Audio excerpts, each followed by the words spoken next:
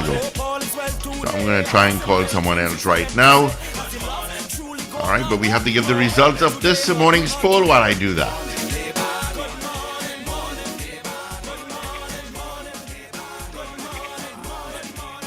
All right, so our poll this morning, do you think the government should address the rising price of food in Trinidad and Tobago?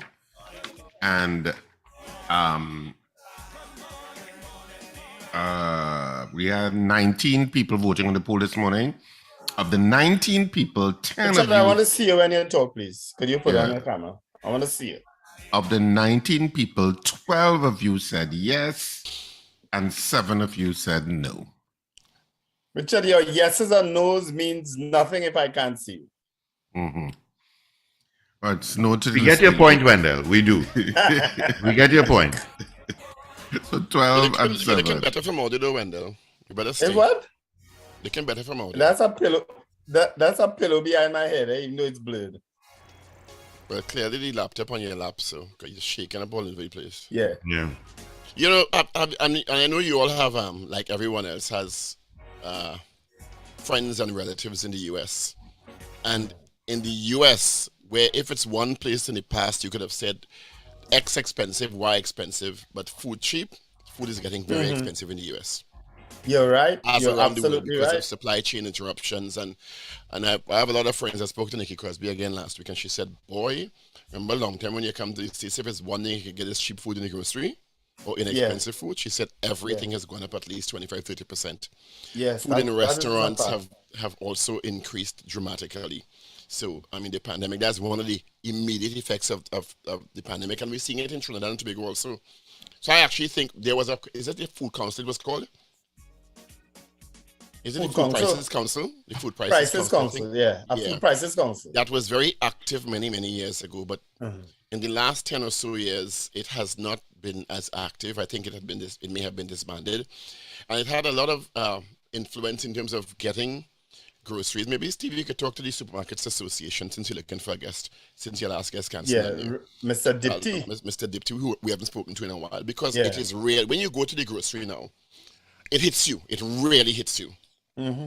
You feel it immediately. So, I mean, and I know they have put a lot of the government, that is, some stuff on the zero-rated list, is it? That's what it's called? Yes. VAT exemptions and some stuff. But is it going far enough? I don't know. Because, I mean, it is really tough for people out there on limited resources going to the grocery trying to feed their families. Yeah. Yep. It is tough, you know, and as I said, I have observed it here in North America too, of the difference in the food prices and so on. Because, I mean, you'd go, and as Nikki rightfully said, if it's one thing you could have depended on in North America here, is cheap food. You know, that you could feed a family on $20-$30. That's gone up to $60-$80 now. If you go to dinner with let's say 2 or 3 other people. You understand? You could easily have gotten a good meal between $20 and $30. Prepare to spend between $60 and $80 now. That's my observation. Yeah, it is a lot more oppressive, and you're seeing it here. You're actually seeing it here. You know, you're seeing it here when you go to the grocery. What you would spend $1,000 on coming out to the grocery, you're getting half of that basically. Yeah. But Richard is a bourgeois, so it mightn't affect him. So. Well, Richard probably. Well, I Richard don't go to the grocery for himself, you know. I don't buy expensive food. Actually, I am the one who goes to the grocery most of the times. Yeah. So have you seen it? But I have grocery shopping down to science because I know exactly what I'm going to get. But you know, the issue of supermarkets, they want you to impulse buy. Mm-hmm. Well, I'm like that. I go for what I want and I get what I want and I get out. I can spend 15 minutes in the grocery and be out. There's nothing would tempt me that I don't want. Yeah, I mean, yeah. I'm great at not impulse buying. I came to get what I got to get. Yeah. That's it. When you go into the grocery and you pick up something, and it seems that every week the price is increasing. Every week the price is increasing. You see at $3 this week, it goes up by $5 last week, and it keeps going up and up. Simple like bread. A staple like bread is increasing every week, you know? So Yeah.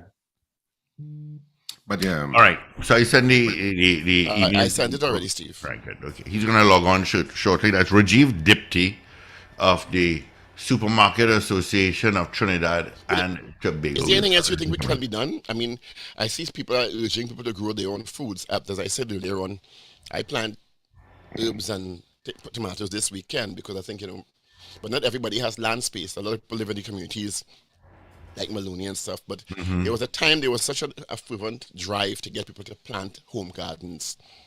We will never be able to grow all the food we need, but certainly we could do a lot better, I think, in Trinidad and Tobago in terms of everyone who has a house and a yard planting something. But I suppose the question is, how long lasting is this inflation in terms of food prices? How long lasting is it? Because there are obviously certain causative elements that are making it happen. COVID was one, and the supply logistics of COVID. And now you have that Ukraine-Russian war that is also going to affect food prices to some degree.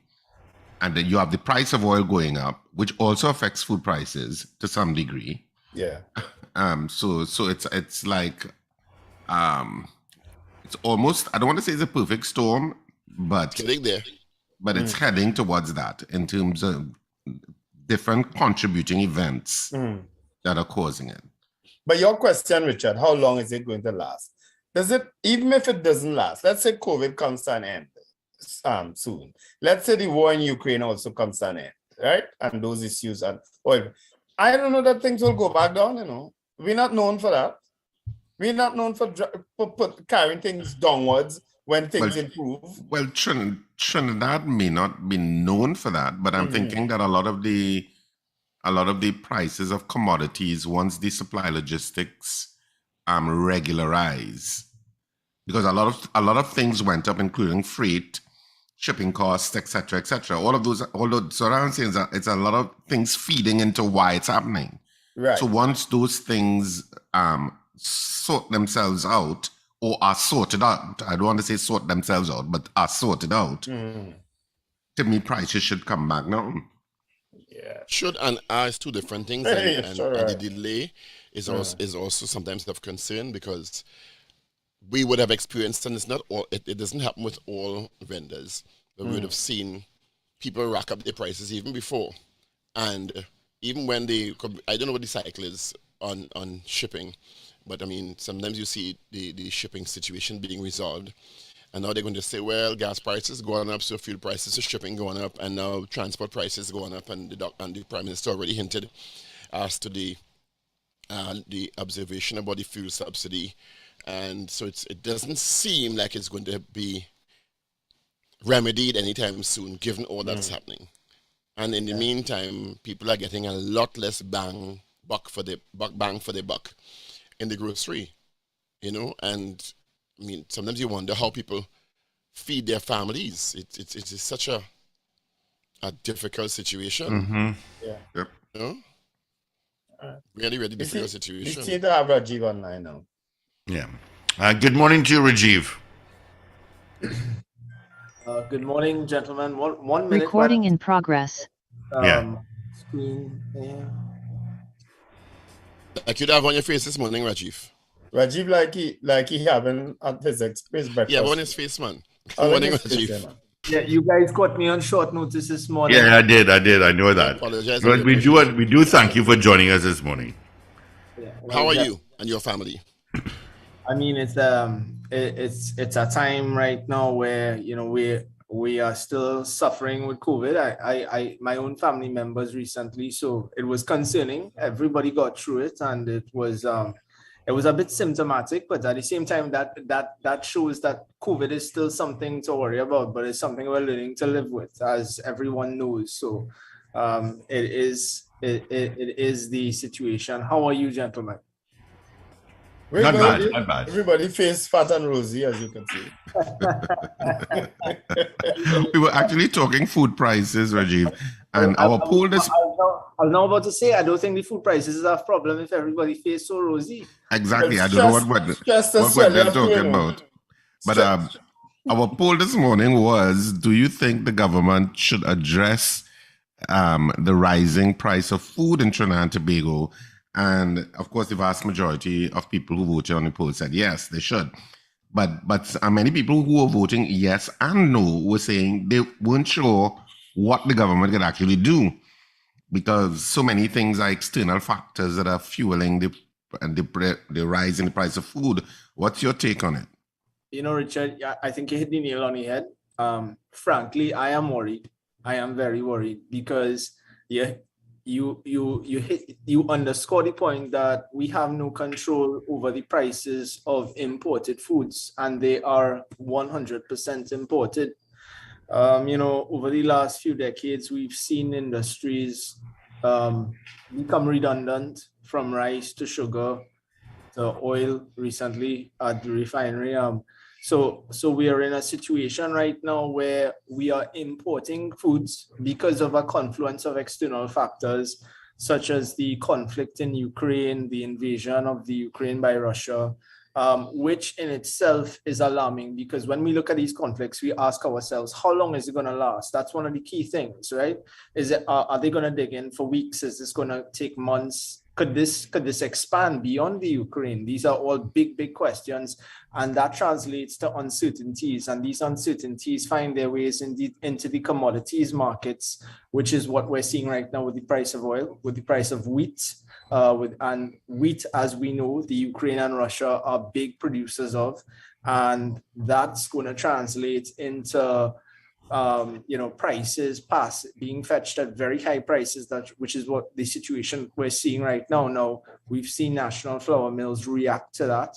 And they are just one of many. But when you consider the inputs of production, which are also imported in this country where manufacturing is concerned, because when you consider manufacturing in this country, you have to consider that nothing is 100% truly manufactured. We have glorified assembly lines for manufacturing in this country when you consider that the end products are just put together. The agro processing side of it is I would say non-existent. We have had certain plans and plants come online, but that's going to take years to really translate to that micro industry that should have been a priority for so many years.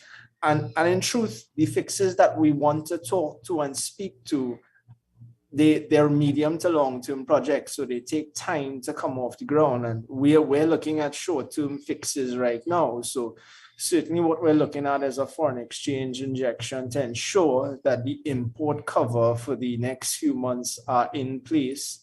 But you look as at you mentioned, is that in jeopardy? Do you think that is at a place where we should no. I've gotten the assurances from the Exim Bank that the plan they've had since 2020 continues to remain in place. That is with the key what we call the food cover list that we created since COVID came into play to ensure that things like sugar, rice, flour, oils, down to things like diapers, Pampers, toilet paper, all these things were covered under that crucial list of import cover. So I'm not concerned there, but what I'm concerned is that since 2020, when COVID was the bigger issue, that everyone's earning power, salaries, their savings were eroded for the last 2 years, and we were looking at this year as a year we catch ourselves, proverbially speaking. And then this situation compounds what's happening now. So, and then the prices is just going up because we absolutely have no control over it. And we're scratching our heads trying to figure out how to deal with it. And, as a Caribbean region, this is where we now start to have the conversation. We've been having it for the last 2 years since COVID, because COVID created the situation with Jamaica, Antigua, Guyana, St. Lucia. All the business sector organizations started sitting down with each other and saying, listen, what can I sell you? What could you sell me? How could we feed each other? And they're having a little bit of the same problem that we're having, except our problem is a little more exacerbated in that the import culture has created a certain taste in the consumer preference of what they like. Because, for example, what has been if you could aggregate first, what you think has been the general percentage increase for supermarket for retailers like yourself, like your membership, is it significant? Is it 10%, 15%, or is that too difficult to pin down? You can't plaster that across the board because in the grocery, for example, you're going to have something like the average medium to large supermarket in this country would have somewhere between 10,000 to 15,000 stock keeping units, so that when you pull your basket of goods up to the point of sales and you scan the goods, that's literally 10 to 15,000 options that you have at the cash register. So I don't want to put a broad brush plaster, but the reality is that key suppliers of goods and distribution and manufacturing is rich in this country, in that there are many companies, and they are all sending you these written notices of price increases that are happening across the board, so that when you sit down to examine it, I mean, what can we do from the side of retail except say that the policy and legislation needs to change to create more on a local domestic side? And I feel strongly, Paul, that is where the focus has been lost, right? I was talking to someone from a supermarket who also has a poultry depot, and all his entire all his chickens were stolen, and the predial larceny unit in this country has only 5 persons. How can we continue? How can we ask people to get involved in local production when the framework, the support is not there? Right, and I'm talking about a unit that only has 2 vans and 5 persons for an entire nation of 1.5 million people, right? So the problems, we know where they are, and we know, and this is going to keep people out of the business. Make no mistake, this is a country that consumes X millions amounts of heads of chickens per month, per annum. And we've seen the numbers, because we've seen Nutrimix open a new poultry depot. We've seen Arawak continue to supply. And we've seen that even with these suppliers, we cannot continue to meet local consumption, that we fill it with imported. And that goes across the board with other things that when you actually look at, and the things that people complain about, I feel too, sugar, rice, flour, these are all key ingredients. The sugar is coming from Guyana, the rice is coming from, we have several in the Caribbean and Latin America, and the flour, well, while we're making it here, National Flour Mills is importing the wheat, which has just gone up on the commodities market. So we've seen that, whatever it is that we do, and we've seen some substitutes for alternative flour, but ask the customer if it is that they will consume, for example, a doubles made with cassava flour, almond flour, potato flour. They don't want that. They don't want that. They want the normal thing, but they want it at the same price. So we have a confluence of factors, gentlemen, and I really feel that we should shift some of that back onto the plate in Trinidad and Tobago when it comes to how we look at what we could do for ourselves to cut the import bill. The import bill is still about $6 billion US. That will go up because prices are going up. But how much of that can be taken off? We should be trying to reduce our dependency on that. But I don't think that food import bill has been the subject of so much discussion over the years. I mean, since all of us here were teenagers, they're talking about that food import bill, and it still has, if anything, gone up. It has not de-escalated. And so what is causing the lack of action in getting it down? Well, we've had industries come off the table across decades since the NAR administration to the present day. So you would have seen things being added to the import bill.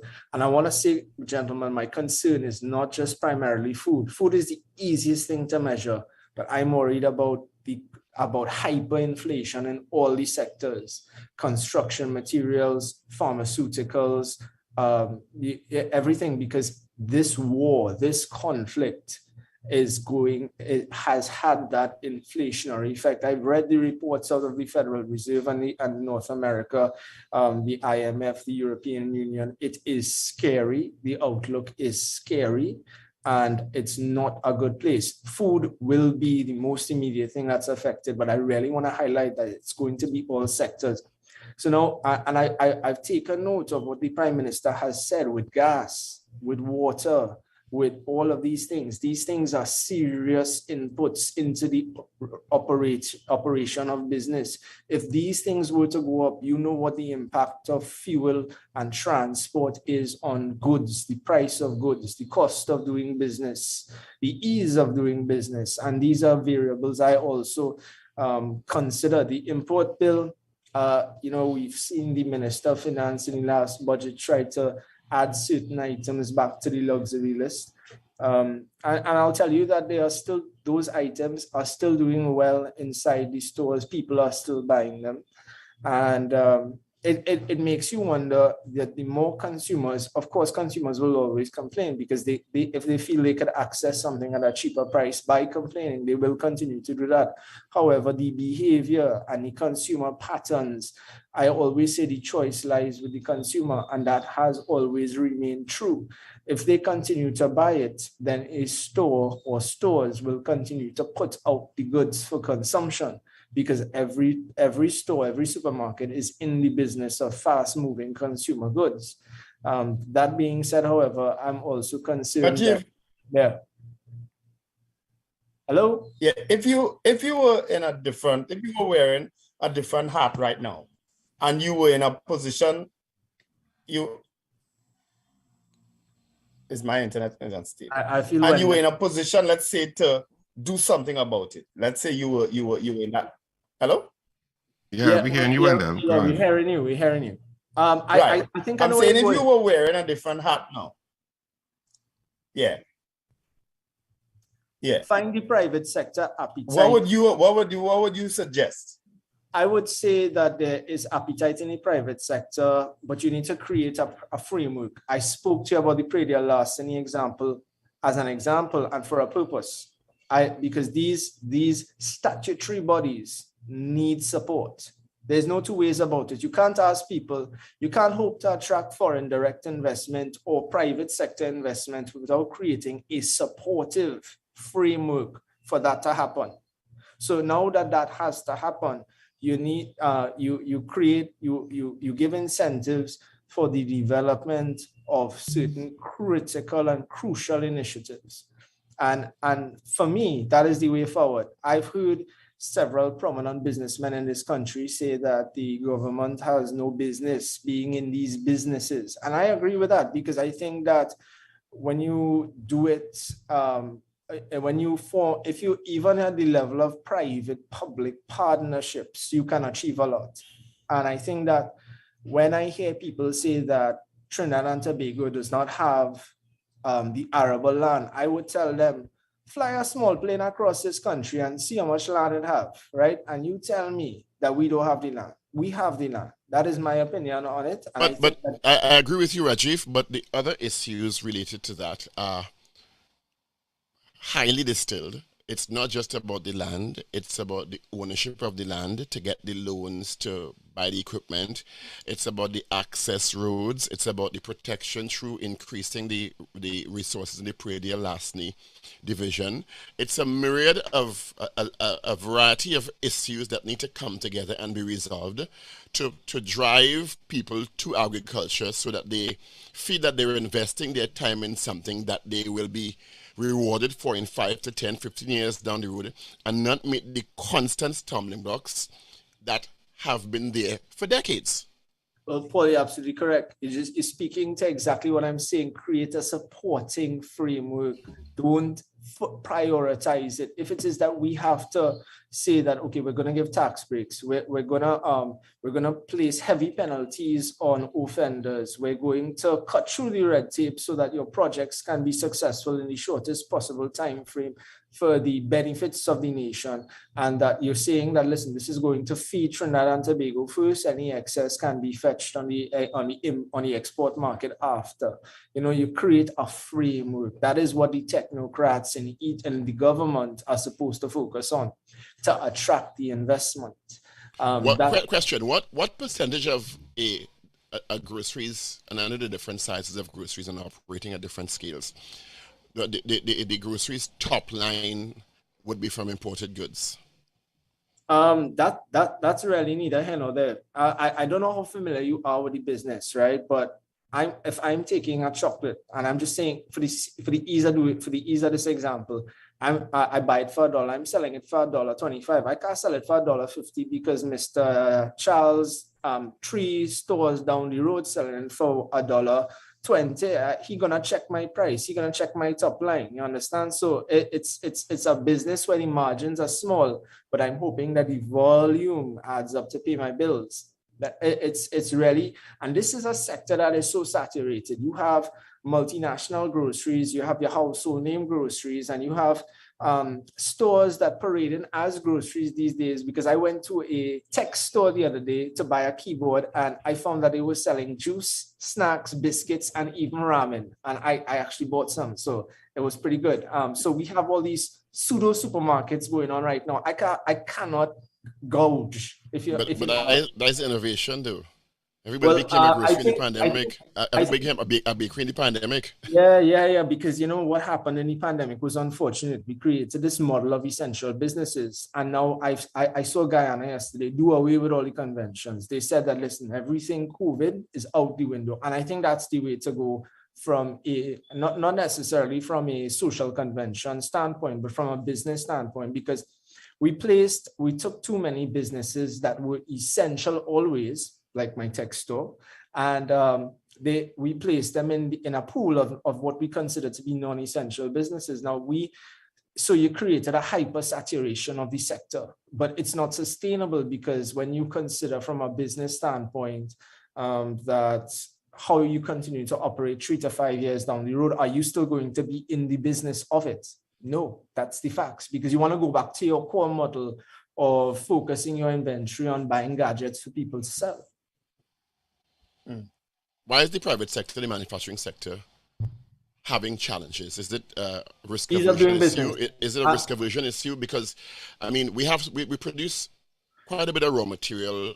A lot of you see pumpkins all over the place, people trying to sell. You see sometimes tomatoes, which can be easily converted to ketchup, etc. And I know Matux is doing a great job. But in other areas, I think the ease of doing business is stifling in this country. We rank, 89th out of 188 or something for the ease of doing business. It's, first of all, it's a lot of red tape. It's the public servants. It's the culture. I have also heard the Prime Minister say that the culture needs to change for things to happen. I don't know if we're going to take the top-down approach or the bottom-up approach for that change to happen. But in experiencing it, it costs money. If you have to do a project, for example, and you wanted to put deadlines on that project, it's very hard to quantify it in Trinidad and Tobago, because something as simple as going down by the WASA office or the TNTech office, so it could take a little while, and you're not sure how that's going to affect your project and your timelines and doing things. I think we need to really get our act together, but we've been saying that since I was probably in Pampers. So yeah. So it is what it is. That issue of the ease of doing business, I don't know why it is such a problem for Trinidad and Tobago. You would think that it's a priority mandate of the Ministry of Industry and Trade, Trade and Industry, and you would think that that is something that you can accomplish. I know it's something that you'll have to work with other divisions, and there will be a certain overlapping in terms of other ministries. But why is it so difficult to accomplish in a very competitive environment globally? Why would you not be competing and prioritizing this? Because we hear this discussion all the time, and yet we still. I wanna maybe Richard, and I don't want to blame the government because I've noticed this across successive administrations, that each one of them inherit this public service. Now the public service is full of people who have been there. They're some very good public servants. Let me start right there. However, when you do go to a statutory office and you realize how the processes can lag, and then you understand that you may need to know some people better than others to move things along, that's where the problem the bureaucracy starts to seep in, and you have this situation, this culture that has over the years become more the norm than the exception. And I think that how we treat with that now is very critical to moving Trinidad in a progressive direction. I've seen Trinidad in its formative years be a leader in the Caribbean. Now we are lagging behind critically in financial services. I agree with you and I disagree with you, Rajiv. Go ahead. I get it that people think the public service is the usual beating boy that you could beat them up because they don't really answer. They don't answer back. And yes, there are archaic processes and stuff like that. But a lot of those archaic processes are policy arrangements that governments need to change. Because if it is that the process is I have to do A, B, C, D, and E, then I have to do A, B, C, D, and E. And the only way that changes is if whatever department that is in charge of that policy document, a lot of times it's the Ministry of Finance or one of the corollaries of the Ministry of Finance, meaning it's something coming from the Control of Accounts or it's some process that is identified by some other division. And so that's why I'm saying there is an overlapping of structures in terms of getting that ease of business going. But it takes somebody with leadership and vision to say, okay, let me get everybody in the room and let's discuss this. Mm-hmm. If somebody needs to accomplish A, how do we get this done in an hour? Mm-hmm. So I agree with you, Richard. And you're right. The framework that currently exists allows the actors in the public service and the delinquent ones in particular to take advantage of it and perhaps take abuse of it. But ultimately, it redounds to the policymakers, the legislators. And I one of the things that I'm very cognizant of is that when we look at the legislative process, it can take a number of years for new legislations to pass. And when we consider what happened during COVID-19, and when you really place laser vision on creating a vaccine, for example, which is in itself, it came about in just a year, that same kind of appetite at the level of the lawyers and the legislators and the policy. I hear the talk about legislation taking a while, but this country is not short on laws. And you can make all the laws in the world, you can pass all the laws. If you don't apply it consistently and measure your performance, it amounts to nothing. Take, for example, and I hear you all about the conversation about framework, and it's really about leadership.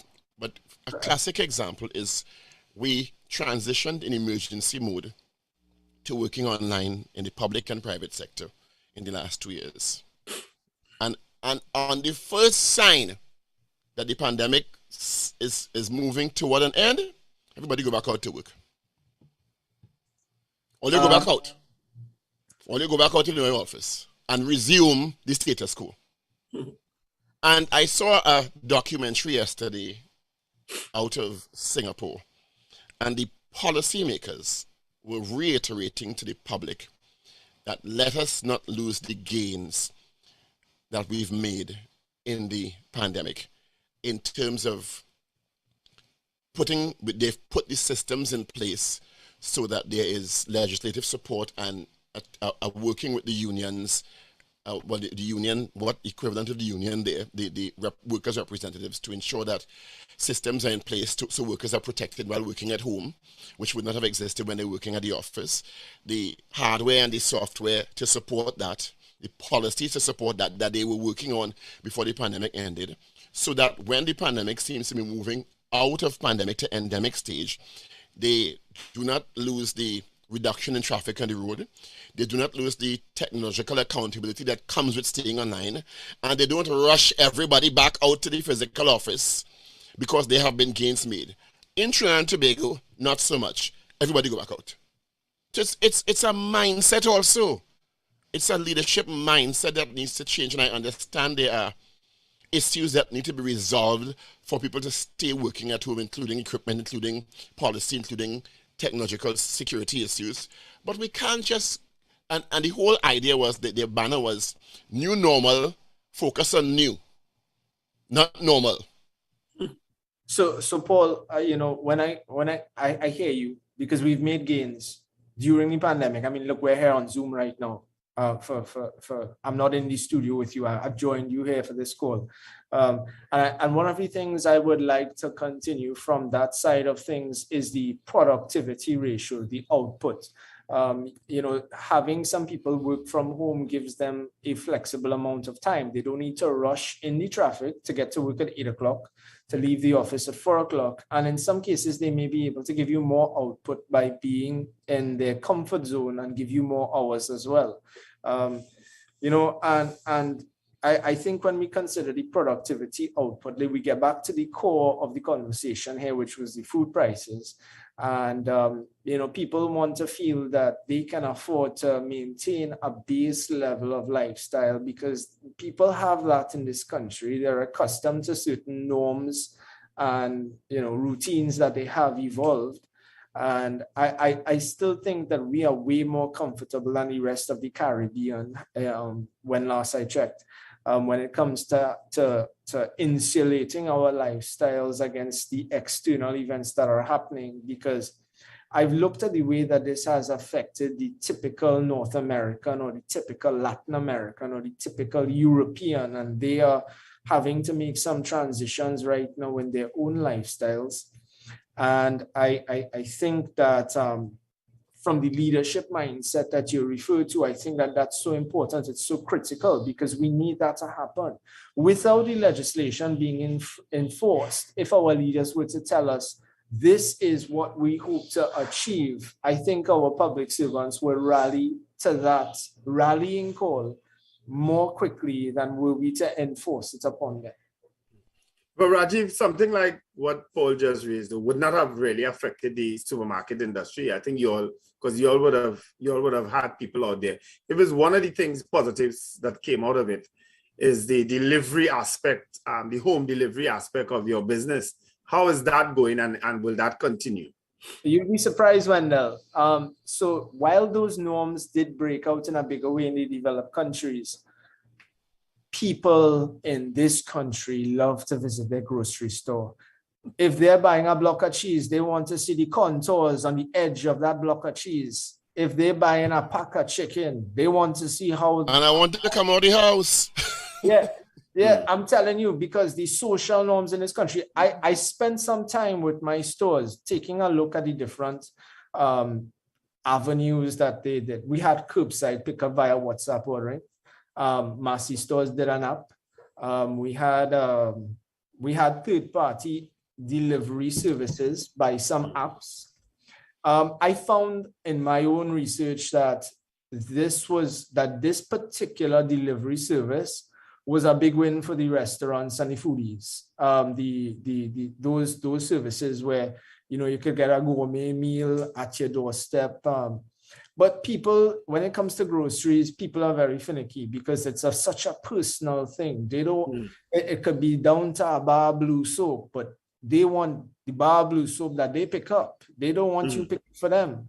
And I respect such personal choices. So I noticed that the brick and mortar models in an island setting, especially when you don't really have to go that far. If you don't want to go into the bigger grocery store because you were afraid of COVID, you could have gone by the corner shop, right? So you have to look at people's patterns. It's been a very fascinating time to study this particular behavior. But when it came to the third-party remote solutions, I can see that it could stay, but remember, everything has a cost. If the appetite for that service isn't there altogether, it goes out the window. But I think that it will hang around in some form or fashion. But for example, if I'm buying something for my grocery bill, $200, but the delivery is costing me $30 because that's the cost that everything has a base cost. You're only gonna find a small percentage of persons willing to pay for it. Are there trends that you're seeing outside in terms of retail that we should be looking at closely? When we look at some of the trends in retail, and it's really sad because when we do our own consumer food basket index at the level of the association, a good place to start is where we put together where the VAT came off last year. So we take that basket of goods where the VAT came off, and we did a measurement. So you might see a lot of people in the groceries still, but the value of their food basket has actually decreased. And this has led to shrinkage in our sector, probably about 5 to 6%. And while that sounds small, it's very significant at the level of what it means for how much income the consumers have, how the salaries have been affected, how the revenues have redounded. And it's something that we've also noticed that brand loyalty just plainly doesn't exist anymore. Is it a sign? Is it a sign? Yeah. Is it a sign, Rajiv, when you, because this is something that I would have noticed. I'm not a big grocery person, but the few occasions that I go in the grocery, you always see people leaving items at the counter, at the cash register, items that they would have put in their basket, but probably when they reach here, either realize they didn't want it or they couldn't afford it. Is that also a sign? Oh, yeah, of course, Wendell. And that's more frequent than you think. Yeah? Paul, you're on mute. If you was trying to say something, you're on mute. Yeah, so you know, like you're gonna have maybe $100 in your pocket, and you have to understand consumers, and you have to know your customers, right? It might have a man who come by me to buy something, but he's trying to keep maybe a $20 in his pocket so he could go and buy 2 cigarettes by the corner shop. You had to know your customers, right? So by the time he come there and he pick up something and it's about $30 more than he cater for, he left behind a few items at the counter, and those items pile up in a basket, and you simply tell the staff to pack it back. But it happens, and it happens because, you know, people shop with their eyes, and we want them to shop with their eyes because the hope is, the expectation is that they pay for it at the cash register. And when they can't, we simply have to replace it. But it's something that does happen quite a lot. When are consumers buying? Because a lot of people are buying more, are making a lot of people are getting into making a lot of local stuff now. And fortunately, I see many of the supermarkets acceding and carrying this stuff. Are people actually pushing? Oh yeah. I got really excited about it during COVID, Paul, because we actually have an incubator show that we're planning to launch this year, where we are auditioning the best that home owners have to offer, from products to food. And we will give you, the winners will have the opportunity to be placed on grocery shelves, right? So we're doing our own version of this incubation unit for new entrepreneurs, for new products. With a Shark Tank TNT? Yeah, I'm telling you, man, it's exciting. I get really excited when I go on Instagram and TikTok and I see what people are making. There's so many people making stuff now. And I tell the team, I say, look at this. These are great ideas. These are great innovations. Let's give them support. Let's do something to I've seen Massey stores do it. They've dedicated a shelf or something like that. And kudos to them, you know, they've done that well. But I said to the rest of the association, we can also do something to support local, and you know, if we give you cookie points for being 100% local or 100%, you know, do something innovative, you know. We saw this guy come up with the I think it was a almond-based flour the other day, and that was pretty exciting. So, you know, when we have these, and I'm going to use the almond flour as an example here. If it is that this guy can do the almond flour and it's sustainable, how do we go about then doing awareness initiatives to shift the consumer palate to a taste that because it might be cheaper than the traditional flour that we're putting out. So how can we change? How can we work on consumer preferences? That's a big part of the problem that people are not looking at, because you can have substitutes at cheaper prices, but people don't like the alternative. So now we have to work on that aspect of it. There's that consumer psychology that's been ingrained for decades because of the import flavor, the import culture. You know, something that Paul raised before, and I observed it where I am, a lane dedicated to Caribbean food, Caribbean items. I was in a grocery just yesterday and I saw that and I was supposed to take a picture of it because when I saw it, I immediately thought of Paul because he has been advocating for this for the longest while. Why don't groceries dedicate particular lanes for items that are locally grown? It really depends on, first of all, how big that grocery is. Because in a bigger grocery, you can advocate for it.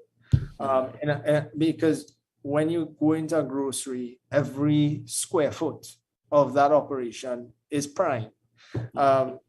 I think now more than ever, that kind of nationalism and regionalism is so important because we need to support, and this was something I picked up on in talks with the other islands in some of the meetings, is that we need to support each other because Trinidad could do this, Jamaica could do that, Guyana could do that, but we create now a network of feeding each other. And I think if we could show that kind of support, it would be big, because I'm firmly of the opinion that we need to support local, but local, you have to understand why the import culture has been so good for years. It's cheaper, it tastes better, and the brands are more out there. So local has to compete. Well, I would disagree. I would take two of your three. It don't taste better. We've been conditioned to think it tastes better. Our appetite has been socialized to that. I will put you with some of them customers. Some things taste better, Paul. Some things taste better. You all have been socialized to those. Some things taste better. And they're unhealthy in many cases, and they cost more, but you're still buying them to kill yourself. Rajiv, your palate has been dulled. I don't know where your tongue going. My palate isn't dulled at all. Throat scratching. Rajiv, thank you so much. Thank you so much, Rajiv Diptee, for being on the Power Breakfast Show. And thank you for being with us on short notice. Okay, gentlemen, have a good one. Right. All the best to you. Have a great one. Thank you. Recording stopped. Thank you, Dorothy. Have a good day. All right, let's get into a news brief. All courtesy Chamfer Auto Services. This is your news bulletin from Power 102 Digital. Head of the Supermarkets Association